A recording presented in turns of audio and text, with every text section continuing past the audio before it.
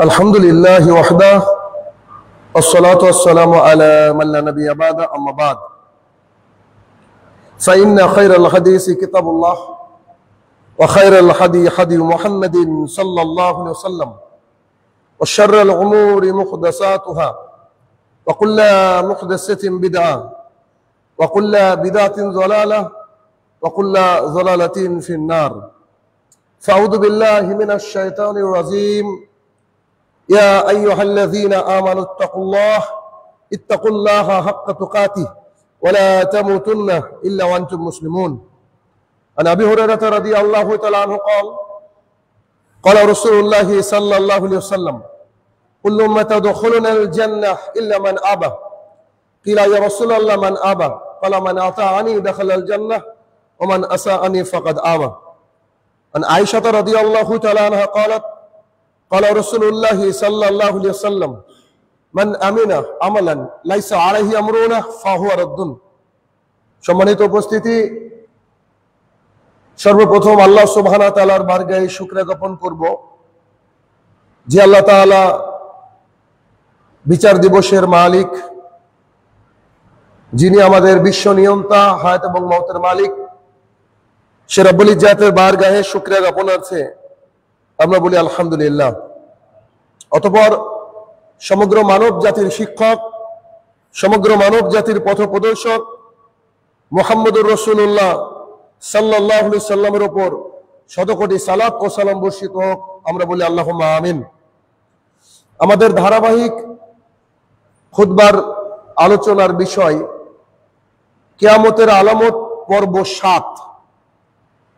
এক এক করে আমরা আল্লাহ সুবহানাহু ওয়া তাআলার বিশেষ অনুগ্রহে সেই ভয়াবহ দিন কিয়ামতের মাঠ, সেই কিয়ামতের কঠিন ভয়াবহ মাঠ কায়েম হওয়ার পূর্বে যে আলামতগুলো আল্লাহ সুবহানাহু ওয়া তাআলা রাসূল সাল্লাল্লাহু আলাইহি সাল্লামকে দিয়ে পাঠিয়েছেন তার জমিনে, সেই বিষয় আমরা একটু দেখে আসছি।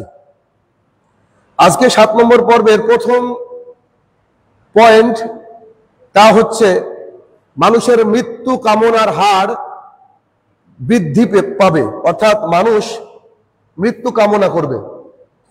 এটা একটা কিয়ামতের আলামত। বিষয়টা এমন যে রাসূল সাল্লাল্লাহু আলাইহি সাল্লাম বলেছেন যে এমন একটা সময় আসবে যে মানুষ যখন বিপদগ্রস্ত হবে, ঠিক এমন অবস্থায় হেঁটে কবরের পাশ দিয়ে যাবে, তখন সে কামনা করবে আমি যদি তার জায়গায় থাকতাম কতই না উত্তম হতো। হাদিসটা এমন, আবু হুরায়রা রাদিয়াল্লাহু তাআলা আনহু বলেন রাসূল সাল্লাল্লাহু আলাইহি সাল্লাম বলেছেন বিপদগ্রস্ত ব্যক্তিরা, যারা বিপদে আপতিত হবে, বিপদে পড়বে, এমন ব্যক্তিরা যখন কবরের পাশ দিয়ে যাবে, যাওয়ার সময় তারা আফসোস করে বলবে যে আমি যদি এই স্থানে থাকতে পারতাম বা তার জায়গায় আমি থাকতে পারতাম তবে কতই না উত্তম হতো। এমন সময় বা এমনটা বলা বা এমন সময় না আসা পর্যন্ত কিয়ামত সংগঠিত হবে না। সহিহ বুখারী হাদিস নম্বর 6698, 6698 নম্বর হাদিস। মুসলিম শরীফে রয়েছে 7485 নম্বর হাদিস। আর বর্ণনা করেছেন আবু হুরায়রা রাদিয়াল্লাহু তাআলা আনহু, যেখানে কোনো সন্দেহ নাই এমন একটা জামানা আসবে যে জামানায় মানুষ কবরের পাশ দিয়ে যাওয়ার সময় বলবে যে আমি হায় আফসোস আমি যদি তার জায়গায় হতাম। তাহলে অত হাদিস থেকে বুঝতে পারলাম যে এটা একটা কিয়ামতের আলামত, যে মানুষ কবরের পাশ দিয়ে যাওয়ার সময় বলবে আমি যদি এখানে থাকতাম তাহলে বেঁচে যেতাম। আব্দুল্লাহ ইবনে মাসউদ রাদিয়াল্লাহু তাআলা আনহু বলেন, মানে এটা আব্দুল্লাহ ইবনে মাসউদ রাদিয়াল্লাহু তাআলা আনহু তিনার কথা, খুব অসাধারণ একটা কথা বলেছিলেন তিনি। আব্দুল্লাহ ইবনে মাসউদ রাদিয়াল্লাহু তাআলা আনহু বলেন তোমাদের উপরে এমন এক দুর্যোগের মুহূর্ত অচিরেই আপতিত হবে, মানে খুব শীঘ্রই তোমাদের উপরে এমন এক দুর্যোগ আপতিত হবে, আসবে। যদি মৃত্যু বাজারে কিনতে পাওয়া যেত তাহলে মানুষ সেখানে গিয়ে মৃত্যুকে কিনে ফেলতো। সুবহানাল্লাহ বিহামদিহি। কি কঠিন কথা বলেছেন আব্দুল্লাহ ইবনে মাসউদ, একজন জলিল কদর সাহাবী। তিনি বলছেন যে অচিরেই, খুব শীঘ্রই, খুব তাড়াতাড়ি তোমাদের উপরে এমন দুর্যোগ, এমন দুর্গতি, এমন ভয়াবহ বিপদ নেমে আসবে, ঠিক সেই সময় যদি বাজারে মৃত্যুকে কিনতে পাওয়া যেত, তো মানুষ গিয়ে নিজের টাকা দিয়ে মৃত্যুকে কিনে এনে সেটাকে সে গ্রহণ করত। আব্দুল্লাহ ইবনে মাসউদ রাদিয়াল্লাহু আনহুর কথা। আচ্ছা, এখানে একটা বিষয় একটু ক্লিয়ার করতে হবে, নইলে আবার আকীদার গন্ডগোল হবে। সেটা কি? আর একটা হাদিস উল্লেখ করি। রাসূল সাল্লাল্লাহু আলাইহি সাল্লাম বলেছেন, সহিহ মুসলিমের হাদিস, তিনি বলেন, 6690 নম্বর হাদিস, তিনি বলেন যে যখন তোমরা বিপদের মধ্যে আপতিত হবে, মানে কোনো বিপদে আপতিত হয়ে কেউ যেন মৃত্যু কামনা না করে। এটা বুখারীর হাদিস, মুসলিমের হাদিস। রাসূল সাল্লাল্লাহু আলাইহি সাল্লাম এই হাদিসে বলছেন যে তোমরা বিপদে পড়বা, ঠিক আছে, কিন্তু বিপদে পড়ে যেন মৃত্যু কামনা করো না। এটা আল্লাহ রাসূল সাল্লাল্লাহু আলাইহি সাল্লাম বললেন। কিন্তু আগের দুটো হাদিস, যে আবু হুরায়রা থেকে বর্ণিত আর আব্দুল্লাহ ইবনে মাসউদ রাদিয়াল্লাহু তাআলা আনহু আজমাইন থেকে বর্ণিত, এই দুটো হাদিসে আমরা, মানে একজনের হাদিস একজনের কল, তা থেকে জানতে পারলাম যে কিয়ামতের আগের মুহূর্তে মানুষ কবর দেখে বলবে, আমি যদি তার জায়গায় হতাম। তাহলে এই হাদিস কি সাংঘর্ষিক? এক জায়গায় বলছে যে মানুষ বলবে ফিতনা থেকে বাঁচার জন্য, আবার আরেক জায়গায় আল্লাহ রাসূল সাল্লাল্লাহু আলাইহি ওয়াসাল্লাম বলছে যে না, মৃত্যু কামনা করা যাবে না যতই বিপদ আসুক না কেন। আসলে এটাকে বুঝতে হবে, এজন্য একটু ব্যাখ্যা করতে চাইছি একেবারে সংক্ষেপে। সেটা হচ্ছে যে এমন একটা সময় আসবে, মানুষ এতটা ফিতনার মধ্যে নিমজ্জিত হবে যে ঈমানকে বাঁচিয়ে রাখা তার জন্য কষ্টকর। ঈমান টিকে থাকা মুশকিল, ঈমান নিয়ে টিকে থাকা। এখন এই ঈমানকে বাঁচানোর জন্য সেই ব্যক্তি মৃত্যু কামনা করবে না, বরং সে আফসোস করে বলবে যে হায় আফসোস, আমি যদি ওই কবরের ওই ব্যক্তির জায়গায় থাকতাম তো আমি এই ফিতনা থেকে বেঁচে যেতাম। তার মানে মৃত্যু কামনা করছে না তিনি কি বলতে চাইছেন? যে আমি যদি কবরে ঢুকেও এই সমাগত ফিতনা, এই ফিতনা থেকে বাঁচতে পারতাম, তো ওখানে আমার জায়গাটা উত্তম ছিল, আমার জায়গাটা ভালো ছিল। এখন মানুষ বিপদে পড়ে গিয়েছে, এবার আল্লাহ সুবহানাহু ওয়া তাআলাকে বলছে, আল্লাহ এত মানুষের মৃত্যু দেয়, করে আমাকে দেয় না, আস্তাগফিরুল্লাহ। এই কথা বলা যাবে না। বড় জোর একটা কথা বলা যেতে পারে, যেটা মুহাম্মদ সাল্লাল্লাহু আলাইহি ওয়াসাল্লাম বলেছেন, যে যদি খুবই কষ্ট হয় তখন তোমরা বলো, আল্লাহ আমাকে যদি বাঁচিয়ে রাখা কল্যাণকর হয় তো বাঁচিয়ে রাখো, নইলে তুমি তোমার কাছে ডেকে নাও। এত দূর, তবুও সে থেকে বেঁচে থাকা উচিত বলে আমরা মনে করি। তাহলে কি, যে মানুষ কবরের পাশ দিয়ে যাওয়ার সময় বলবে হায় আফসোস, আমি যদি এখানে থাকতাম তো ফিতনা থেকে বেঁচে যেতাম। বর্তমান জামানার ঠিক অমনি চলছে, এরকমই চলছে। আচ্ছা, পরের পয়েন্ট হচ্ছে, ঈমান ও কুফরের মাঝে স্থিরতা থাকবে না। এটা কেমন কথা? একটু বুঝিয়ে বলি। মানুষ ঈমানদার, কিন্তু কারোর কোনো কথা শুনে, কোনো বক্তৃতা শুনে, বা কারোর কোনো মানে শব্দ শুনে, বা কোনো যুক্তি শুনে, তর্ক শুনে এখনই ঈমানদার ছিল, একটু পরে সে ব্যক্তি ঈমানের উপরে তার একটা সন্দেহ চলে আসবে, এমন সন্দেহ চলে আসবে যে কাফেরও হয়ে যাবে। সোজা কথা, যে এমন একটা সময় আসবে যে মানুষ সকালে থাকবে মুমিন, বিকালে কাফের, আবার রাত্রে থাকবে মুমিন, সকালে উঠে সে ব্যক্তি কাফের। এইরকম একটা সিচুয়েশন আসবে। আর যখন এইরকম সিচুয়েশন আসবে, তখন তোমরা কি করো? তখন মনে করো যে তোমাদের মাঝে কিয়ামত সমাগত, কিয়ামত আর বেশি দেরি নাই, কিয়ামত আসবে, খুবই শীঘ্রই কিয়ামত আসবে। এই হাদিসে বর্ণনা করেছেন আবু হুরায়রা রাদিয়াল্লাহু তাআলা আনহু। তিনি বলেন যে নবী করিম সাল্লাল্লাহু আলাইহি সাল্লাম বলেছেন যে অন্ধকার রাতের মতো, যে রাতে কোনো কিছু দেখতে পাওয়া যায় না, অন্ধকার রাতের মতো ভয়াবহ ফিতনা নেমে আসবে। আর এই ভয়াবহ ফিতনা নেমে আসার আগেই তোমরা বেশি বেশি করে ইবাদত করো, বেশি বেশি করে আমল করো। রাসূল সাল্লাল্লাহু আলাইহি ওয়াসাল্লাম বলছে, যেমন করে অন্ধকার রাত দেখো, এটা প্রতিদিনই দেখো, এমন না যে রাত তুমি দেখোনি। আমি যদি বলি কবরে আযাব দেখেছেন, আমরা বলবো যে না, আমরা কেউ দেখিনি, কিন্তু আমরা তো রাত দেখেছি, তাই না? তো রাসূল সাল্লাল্লাহু আলাইহি ওয়াসাল্লাম উদাহরণ দিচ্ছেন কি সুন্দর করে। তিনি বলছেন যে অন্ধকার রাতের মতো ফিতনা তোমাদের উপর আপতিত হবে, আর ওই ফিতনাতে পড়ার পূর্বে তোমরা কি করো? অনেক অনেক আমল করো। মানে এখন কিন্তু আমলের সুযোগ, হয়তো আগামী দিন নাও সুযোগ পেতে পারেন।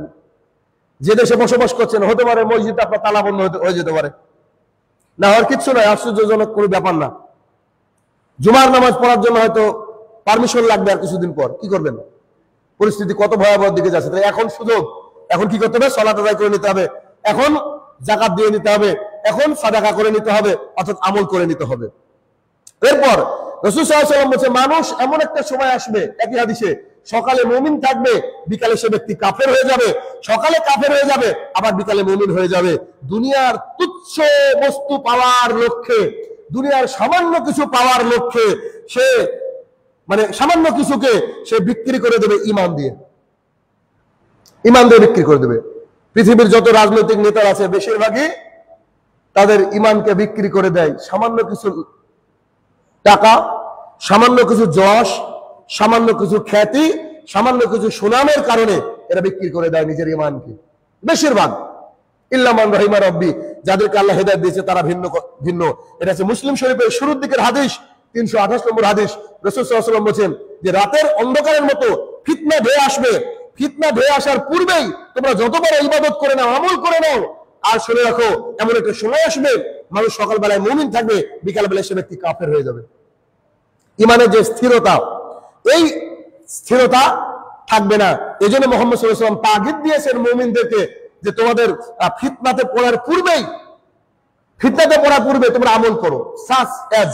সাপোজ ধরেন এখন আপনাকে বললো যে যাদের আধার কার্ড ঠিক নাই, ভোটার কার্ড ঠিক নাই, জমির দলিলে যাদের নামের গড়বড় আছে, তারা আপনারা 10 দিনের মধ্যে রেডি করেন তাড়াতাড়ি, নইলে আপনার নামে এনআরসি জারি হবে বা সিএএ হবে।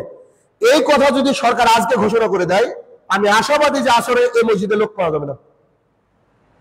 কেন পাওয়া যাবে না?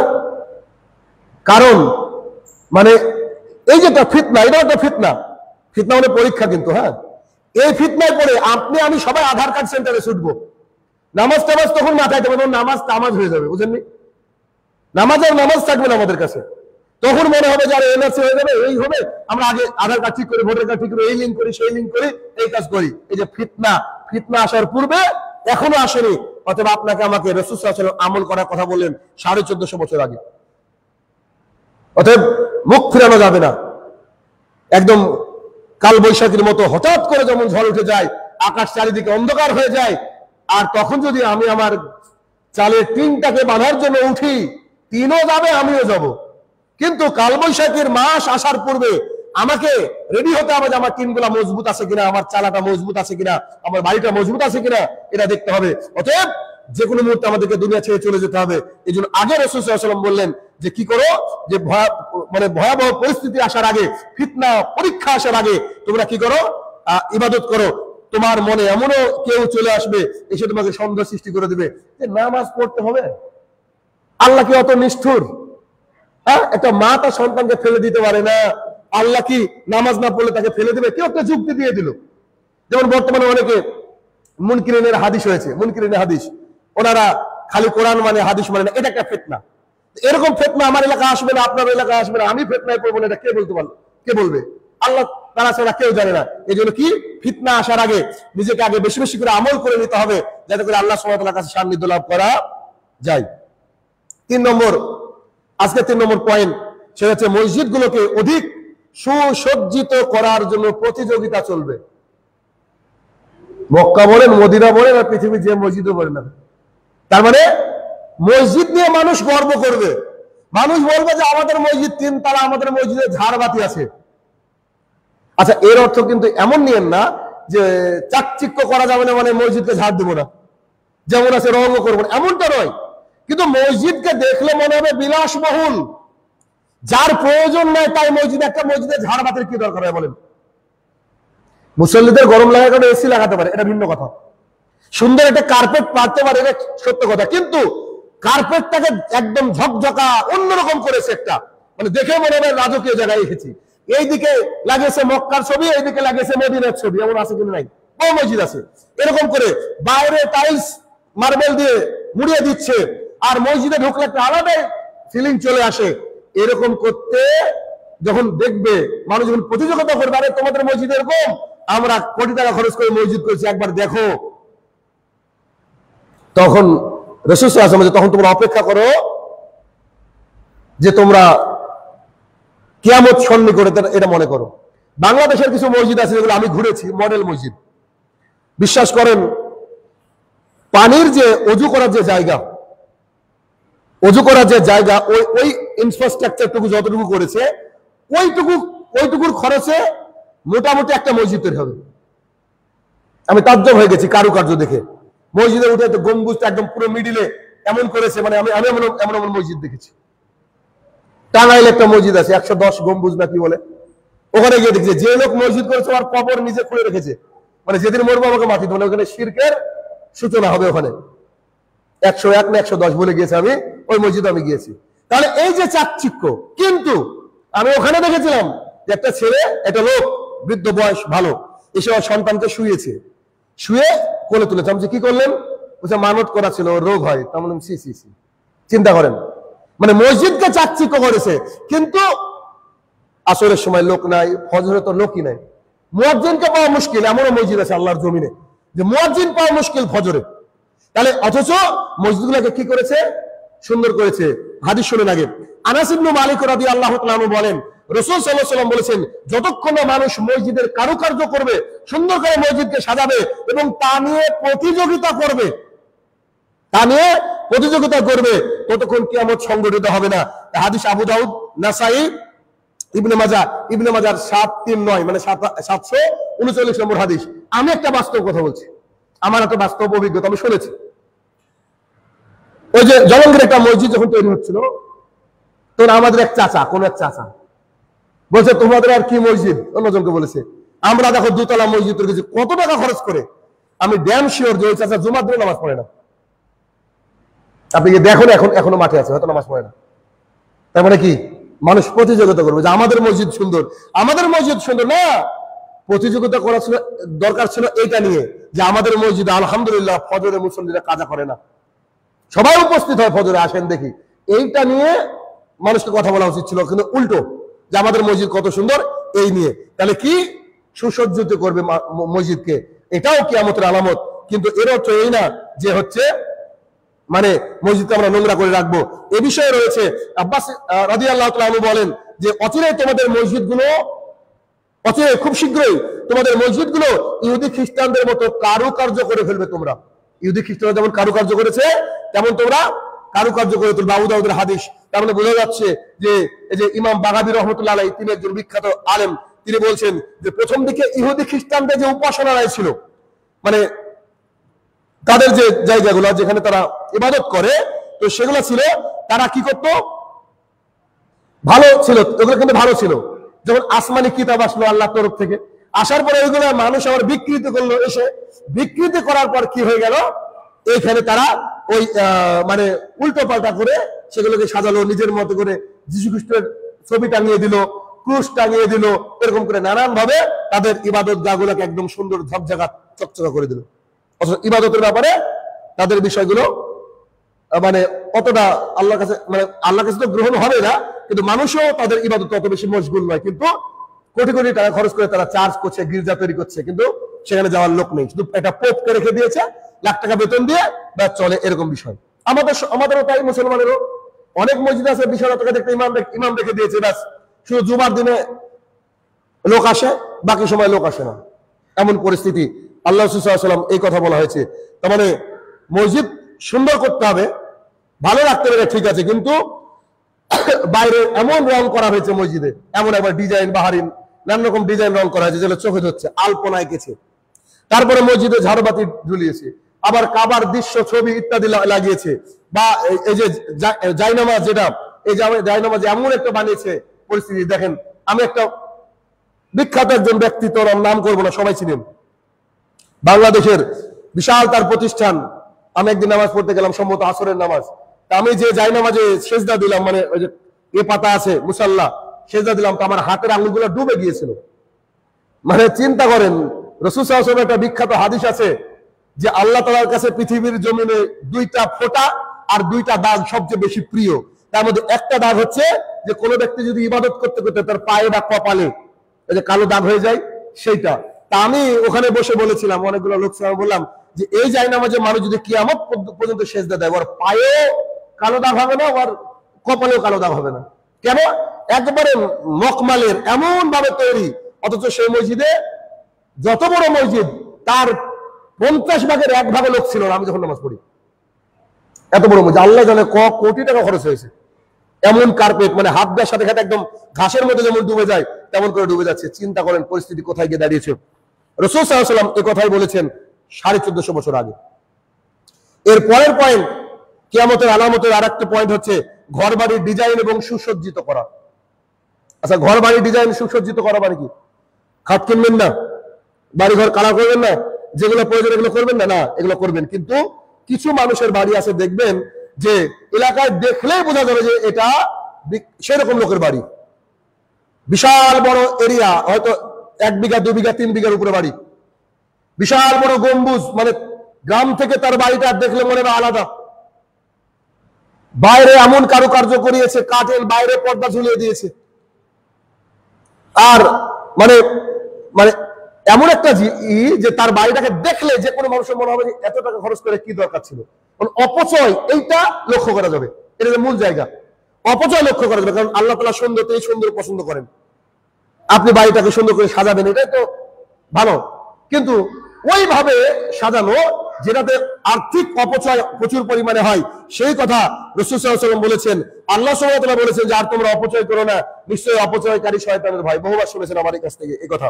আবু হুরায়রা রাদিয়াল্লাহু তাআলা আনহু বলেন, রাসূল সাল্লাল্লাহু আলাইহি ওয়াসাল্লাম বলেছেন যে যতক্ষণ না মানুষ সুবিশাল বাড়ি নির্মাণ করবে, মানে তার বাড়িতে থাকার অতগুলো লোক নাই, অথচ সে বাড়ি নির্মাণ করেছে বিনা কারণে, এবং সেগুলোকে ডোরাকাটা চাদর দিয়ে বা ডোরাকাটা চাদরের মতো সুন্দর করে দেওয়ালকে সুসজ্জিত করবে, নানা রকম কালার দিয়ে সুসজ্জিত করবে, তখন তোমরা অপেক্ষা করো কিয়ামতের মাঠের জন্য।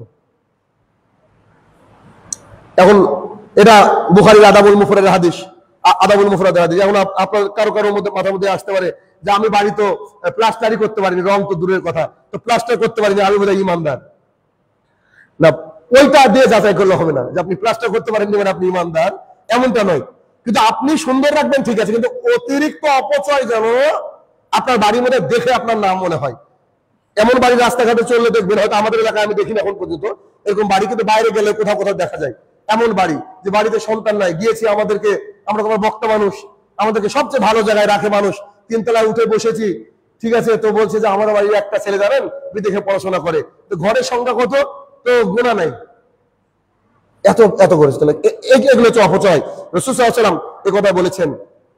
এরপরে আলামত হচ্ছে অধিক হারে আকাশ থেকে বজ্রপাত হবে।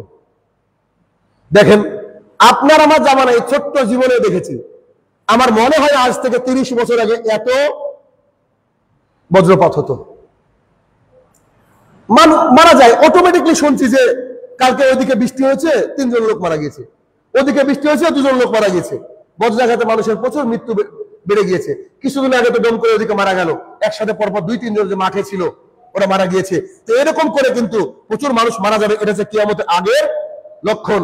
হাদিসের রাবী হচ্ছে আবু সাঈদ খুদরি রাদিয়াল্লাহু তাআলা আনহু, তিনি বলেন নবী করিম সাল্লাল্লাহু আলাইহি ওয়াসাল্লাম বলেছেন কিয়ামত নিকটবর্তী হওয়ার পাশাপাশি বজ্রাঘাতে মৃত্যুর হার বেড়ে যাবে, ঘটনা বেড়ে যাবে।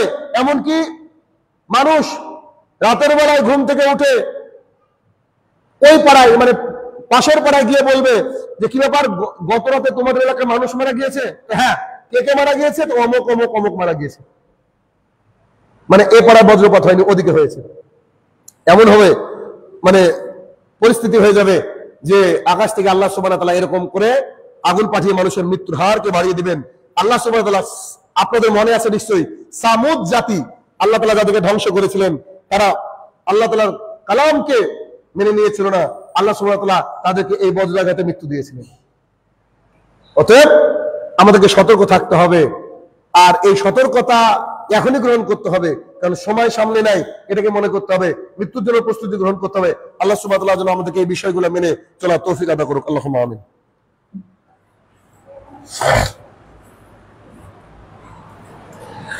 আলহামদুলিল্লাহ ওয়াহদাহ ওয়াসসালাতু ওয়াসসালামু আলা মান লা নাবিয়্যা বা'দা, আম্মা বা'দ।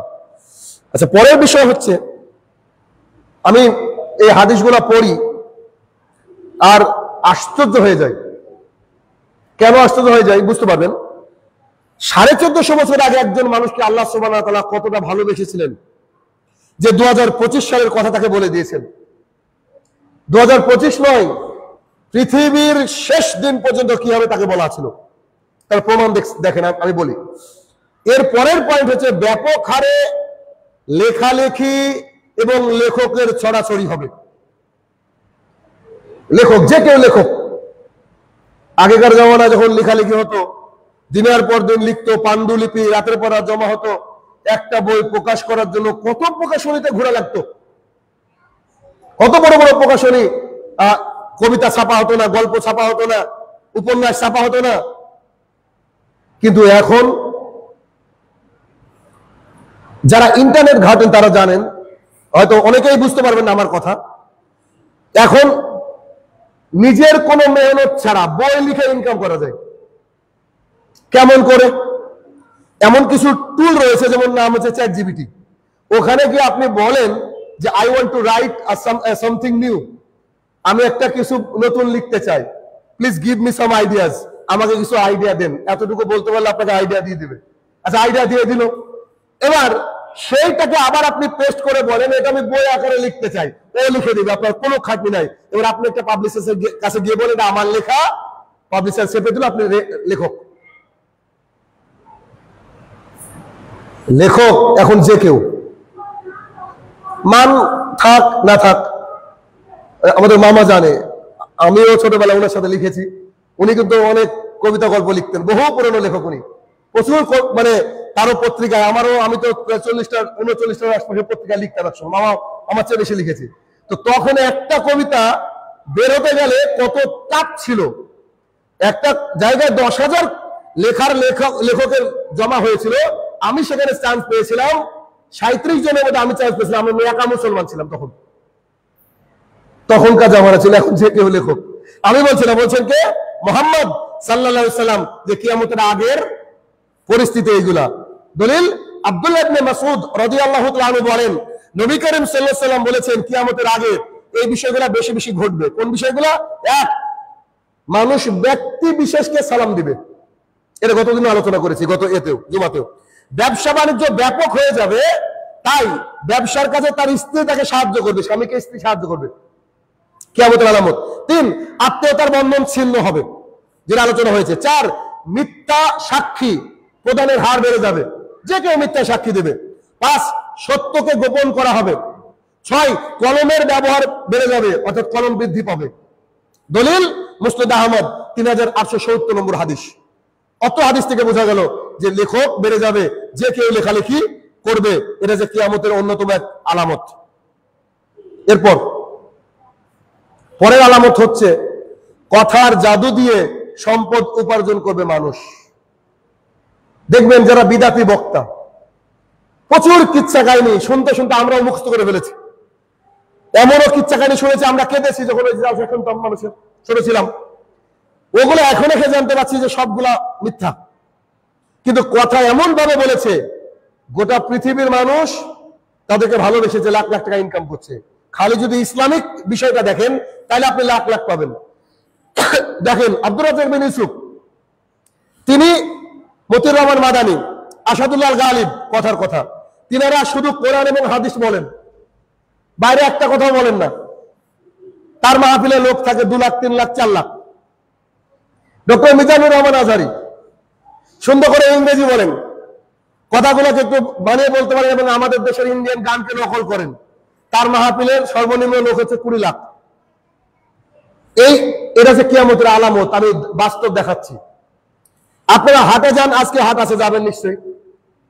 খুব একটা চোখে পড়ে না বা পড়তে পারে, আমার তো হাটটা ওরকম করি না। হাটে যাওয়ার সময় দেখবেন যে হকার থাকে হাটের পাশে, গাড়ি নিয়ে বা কিছু নিয়ে, হাতে মাইক্রোফোন থাকে। তারা এমন ভাবে কথা বলে, তাদের ওষুধ খেয়ে সেরে যাবেন, তাদের ওষুধ লাগিয়ে ব্যথা সেরে যাবে। তাদের কথা শুনলে মনে হয় যে মেডিকেল সায়েন্স পাগল। কি করতে মেডিকেল ডিগ্রি করছে, মানে এমন গ্যারান্টি দিচ্ছে তারা যে সেরে যাবে 100% এবং 10 মিনিটের মধ্যে। এইটা হচ্ছে কথার জাদু। হ্যাঁ, কথার জাদু দিয়ে এটা ইমামতি করছে, সে ইনকাম করতে পারে, ওটা আলাদা হিসাব। একজন মানুষ সুন্দর বক্তৃতা করতে পারে, বক্তৃতার মাধ্যমে টাকা ইনকাম করতে। আমি ইসলামের কথা বলছি না, বাইরে এমনি মোটিভেশন দিয়ে ইনকাম করা যায়। সেটা ভিন্ন কথা, কিন্তু কথার জাদুতে মানুষকে পাগল করে ইনকাম, এটা হচ্ছে কিয়ামতের আলামত। ওকে, শুনেন হাদিস। উমর ইবনে সাদ ইবনু আবি ওয়াক্কাস রাদিয়াল্লাহু তাআলা আনহু তার পিতার কাছে আসলেন। আসার পরে তার পিতার কাছে অ্যাকচুয়ালি কিছু চাইতে এসেছিলেন। তিনি এসে এমন ভাবে তিনি কথা বলতে লাগলেন, খুব পাণ্ডিত্যপূর্ণ, সাজিয়ে গুছিয়ে ইনিয়ে বিনিয়ে দারুণ করে কথা বলতে লাগলেন। কথা বলার পর তার আবেদন যখন শেষ হলো, তখন তার পিতা তাকে বলল যে বাবা, তোমার কি আবেদন শেষ হয়েছে? তো জি। তো বলছে, তোমার আবেদন আমি শুনেছি, তবে তোমার কথা শুনে আমি কষ্ট পেয়েছি। কেন? বলছে, আমি মুহাম্মদ সাল্লাল্লাহু আলাইহি ওয়াসাল্লামকে বলতে শুনেছি যে এরকম ভাবে মানুষ ইনিয়ে বিনিয়ে সুন্দর করে সাজিয়ে গুছিয়ে কথা বলবে কোনো কিছু হাসিলের জন্য।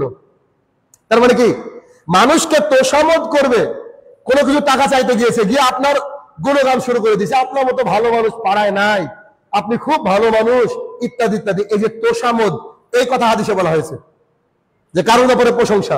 দেখবেন কিছু মানুষ আছে হঠাৎ কারো কারো ব্যাপারে প্রশংসা করে, তার মানে বুঝে নিতে হবে ও বিপদে আছে, ও কোনো সমস্যা আছে, তাই কি ও অমুক ব্যক্তির তোষামদ করে। এগুলা জায়েজ নয়। পরের আলামত হচ্ছে যে কোরআন মাজিদ ছেড়ে দিয়ে অন্য গ্রন্থ, অন্য কিছু প্রচার করবে মানুষ। কোরআন এবং সুন্নাহকে ছেড়ে দিয়ে মানুষ অন্য কিছু প্রচার করবে। বিদাতীরা যা করে বেশিরভাগই কোরআন এবং সুন্নাহর বাইরে, তারা তাদের নিজের মতকে প্রচার করে। মানুষকে যদি বলতো যে 5 ওয়াক্ত সালাত ছাড়া মানুষ মুসলমান থাকে না, বলেন তো খালি জুমার দিনে আসতো? 5 ওয়াক্তে আসতো। মানুষকে যদি বলতো যে তোমার বাবা মারা গেছে, তোমার মা মারা গেছে, তোমার আত্মীয় মারা গেছে, আমরা যতই দোয়া করে কোনো কাজে লাগবে না, তুমি সন্তান, তুমি নামাজ পড়ে তুমি দোয়া করো কাজে লাগবে, তাহলে সন্তান না মসজিদে আসতো। তো এইরকম ভাবে মানে টাকার বিনিময়ে জান্নাতের একটা ব্যবস্থা করে দিয়েছে। এটা তাবারানী হাদিস, রাসূল সাল্লাল্লাহু আলাইহি ওয়াসাল্লাম বললেন এটাই। পরের আলামত, আশ্চর্য আলামত, কারীদের সংখ্যা বেড়ে যাবে, আলেম কমে যাবে। কারীদের সংখ্যা বেড়ে যাবে। এবার কি একটা কোরআন প্রতিযোগিতায় মালদার একটা ছেলে তৃতীয় হয়েছে, গোটা ভারতবর্ষের মধ্যে রেকর্ড। দেখেন না, ও আবার ঈদে মিলাদুন নবী পালন করবে। বুঝতে পারেন না আমার কথা? তাহলে এই কারি হয়ে কি লাভ? যে কারি কোরআন তেলাওয়াত করবে, আবার কোরআন তেলাওয়াত করে নিজে বুঝতে পারবে না। কিন্তু এখন অনেককে দেখেছি আমি যে অনেকে সন্তানকে কারি তৈরি করতেছে। কেন? ওই যে বিভিন্ন কারিদেরকে দেখে বাংলাদেশে, সুরের মূর্ছনায় পাগল হয়ে যায়, দেখা যাবে নামাজ পড়ে না। কারি কারি একটা আমি উদাহরণ দিচ্ছি, বাস্তবতা, পৃথিবী কত নিষ্ঠুর কঠিন। দেখেন একটা কারির কথা বলে আমি নামটা বলছি না। আমি একটা মাহফিলে আছি, প্রধান বক্তা আছি, খুবই প্রচন্ড শরীর খারাপ। আমার বক্তৃতা শেষ, একটা কারি আসলো। কারি উঠার সাথে সাথে আমার মাথা ঘুরে গেল, মানে জর্দা দিয়ে পান খেয়ে বা গোল করে আসলে যেরকম হয়।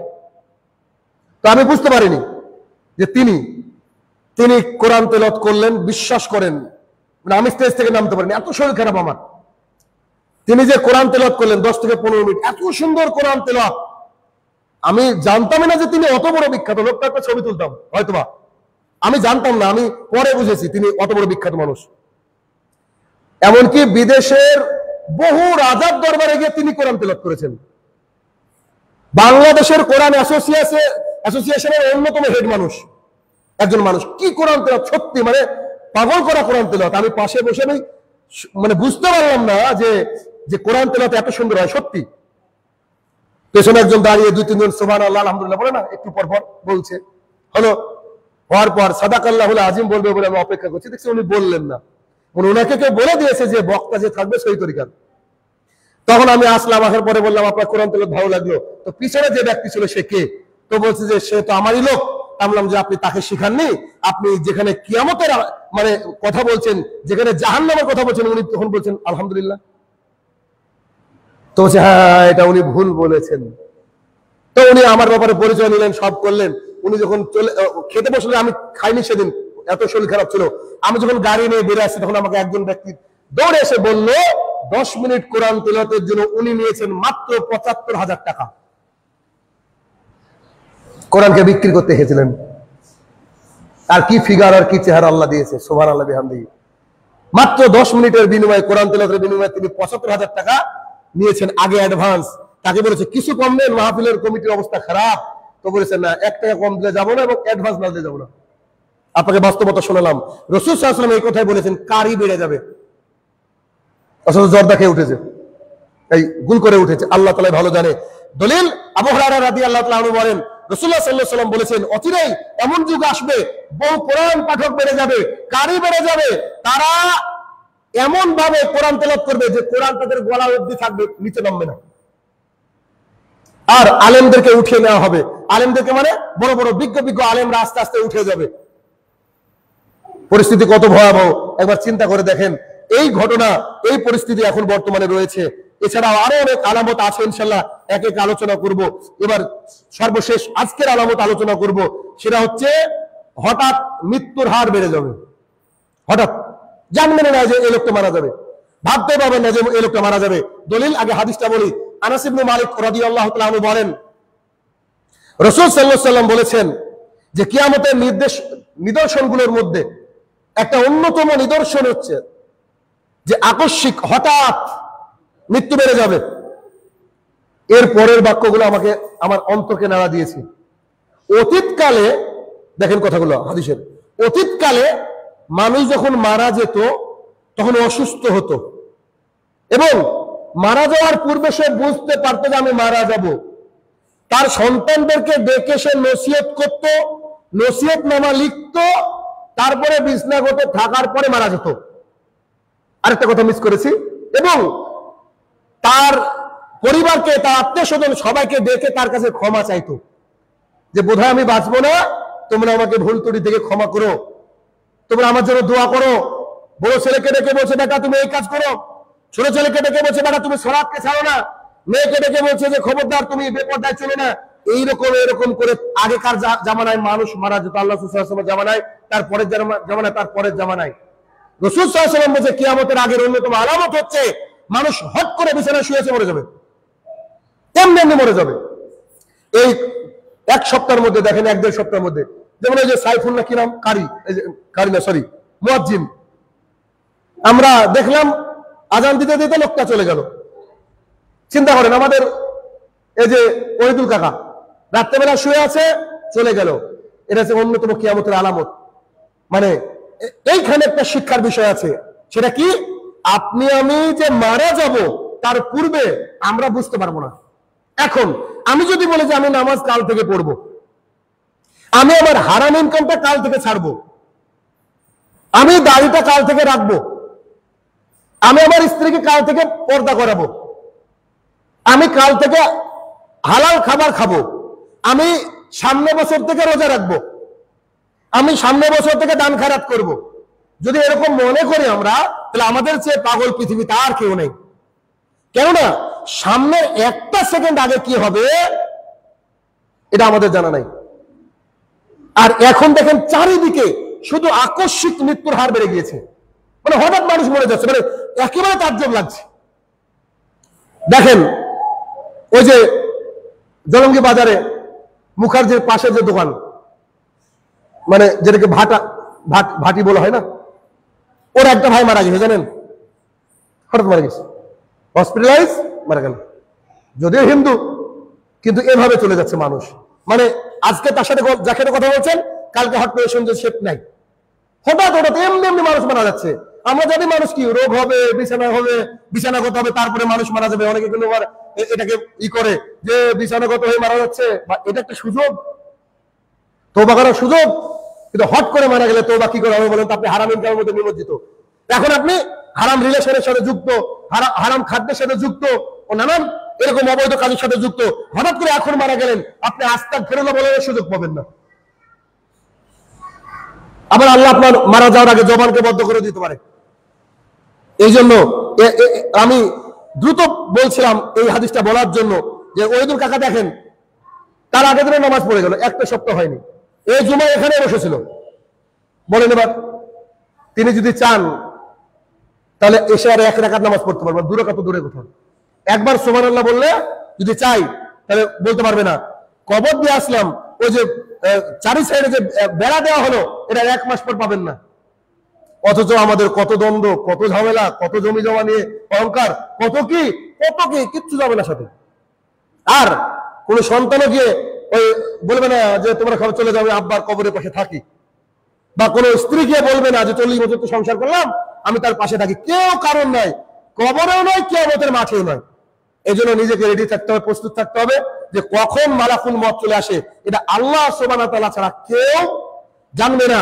এজন্য আমাদেরকে এই বিষয়গুলোকে খেয়াল রেখে আল্লাহ তাআলার রাস্তায় হাঁটা শুরু করতে হবে এখন থেকে, মসজিদ থেকে। এখন থেকে আর বলা যাবে না যে আগামী দিনে আমি এই করব সেই করব। দুনিয়াতে দেখানোর কিচ্ছু নাই, দুনিয়াতে দেখানোর কিচ্ছু নাই। অনেক বুড়ো মানুষকে আমরা দেখেছি যারা খুব শক্তিশালী ছিল, এখন সাইকেলটাও ঠিকঠাক চালাতে পারে না। পেছনে কারণ কি? কারণ হচ্ছে সে দুর্বল হয়ে গেছে, আল্লাহ তাআলা তাকে দুর্বল করেছে। ওই মুহূর্তে তার চাকচিক্য ভালো লাগে না, অনুষ্ঠান ভালো লাগে, আচার ভালো লাগে না। অতএব আমাদের জীবনকে পরিবর্তন করতে হবে। আল্লাহ সুবহানাহু ওয়া তাআলা আমাদেরকে সৎ পথে থাকার তৌফিক আদা করুক, আল্লাহুম্মা আমিন। যারা মারা গেছে মাবুদ ক্ষমার যোগ্য হলো তাদেরকে তুমি ক্ষমা দান করো, আল্লাহুম্মা আমিন। খাস করে আহাদুল কাকা, আমাদের আরো দুজন মারা গিয়েছে। আমার এক চাচা, আমাদের দাদা বিচারউদ্দিন, আর আরেক চাচা মারা গিয়েছে। তো আল্লাহ সুবহানাহু ওয়া তাআলা সবাইকে যেন জান্নাতুল ফেরদৌস নসিব করে, আল্লাহুম্মা আমিন।